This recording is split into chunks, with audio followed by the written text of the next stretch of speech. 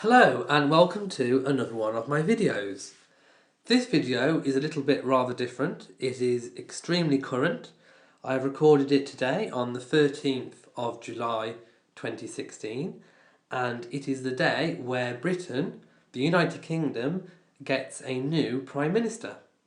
The new Prime Minister is Theresa May. Here we see Theresa May kneeling before Her Majesty the Queen at Buckingham Palace. I'm going to quickly move on from this photo, but I will be going back to it. I'm just going to explain a little bit of the backstory about the reason why the United Kingdom is getting a new Prime Minister. So, the United Kingdom has just recently had an in-out referendum on whether the United Kingdom should remain in or out of the European Union. The United Kingdom voted to leave the European Union. David Cameron, the Prime Minister of the time during the referendum, decided to step down shortly afterwards, forcing a Conservative Party leadership battle. The battle was fought and won by Theresa May. Here we see David Cameron shortly before he goes to the Queen to resign. A British Prime Minister must always go to the Queen to resign. So here we see him giving his farewell speech with his wife Samantha Cameron and their 3 children. The speech was very emotional and he talked about all of the things that he wished to be remembered for. Here we see the family outside number 10 Downing Street, the home of the British Prime Minister, giving a final farewell goodbye. They had a family group hug, demonstrating how close-knit the family they are. And we see them walking towards the car, which is going to take them straight to Buckingham Palace. Here we see an aerial shot of the motorcade going towards Buckingham Palace. It is a very short distance from Downing Street to Buckingham Palace.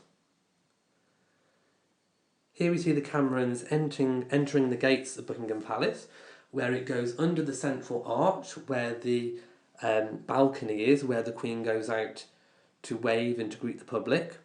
And they go into the forecourt of Buckingham Palace, which is called the Quadrangle. Here we see a photo of the incoming Prime Minister, Theresa May. So David Cameron, having gone to the Queen and tendered his resignation, immediately desists from being Prime Minister. David Cameron spent about half an hour talking to Her Majesty before saying his farewells, and very shortly after, Theresa May, in her car, came back to the palace. This picture is actually Theresa May leaving her audience with the Queen. Theresa May came in a normal car and then on her exit she switched into the Prime Ministerial car.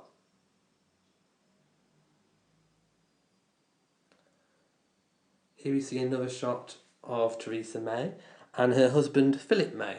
Theresa May doesn't have any children and she is the second female British Prime Minister ever, and she is the Queen's 13th Prime Minister in total. The Queen's first Prime Minister being Sir Winston Churchill. Now, back to the picture of the audience with the Queen.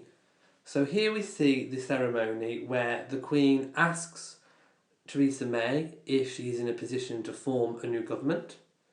Theresa May will tell the Queen that she is, and then the Queen will invite Theresa May to form that government and be the leader as Prime Minister. Then Theresa May bends down, kneels and curtsies to the Queen and kisses her hand. This seals the deal, and from that moment on, Theresa May is Prime Minister. Here we see the audience taking place in the Queen's audience room. And after the kissing of the hand ceremony, Theresa May having a chat with the Queen for about another half an hour. Here we see Theresa May having left the Prime Ministerial car, having made the short distance from Buckingham Palace to number 10 Downing Street, where Theresa May is going to give her speech. In her speech outside number 10, she talks about unity being her first priority.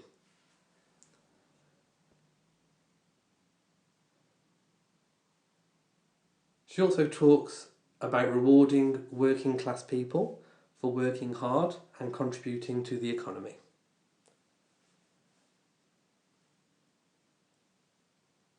A few more shots of her speech outside number 10.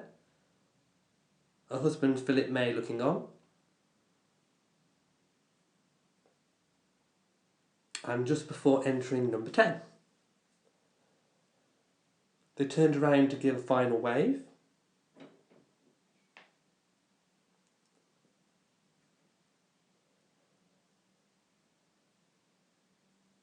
Theresa May is known for wearing very fashionable shoes. She was wearing leopard print on the day. And here we see the inside shot of number 10 Downing Street, with Theresa May and Philip May entering from the street. It is typical for an incoming Prime Minister to be clapped in by all other staff. Very interesting fact, the number 10 Downing Street has a resident cat. Now the cat doesn't belong to the Prime Minister, it belongs to number 10 and the staff at number 10. The current cat is called Larry, and Larry stays on. Again, here we see the clapping in ceremony, all of the staff welcoming Theresa May. Theresa May looking delighted. She will announce her new cabinet later on this evening, where she's expected to announce the top jobs, such as Home Secretary and Chancellor of the Exchequer.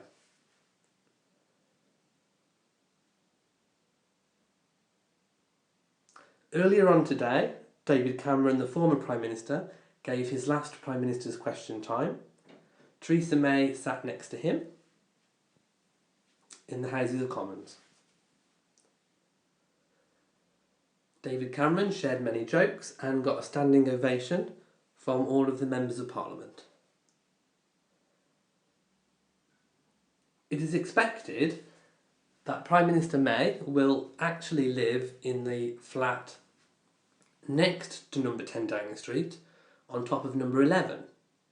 Here we see David Cameron, who also actually lived in the apartment at number 11, having had a £25,000 refitted kitchen, which you can see in the background. It's not the first time that a Prime Minister has switched house and lived in number 11. Tony Blair, with his large family, did the same.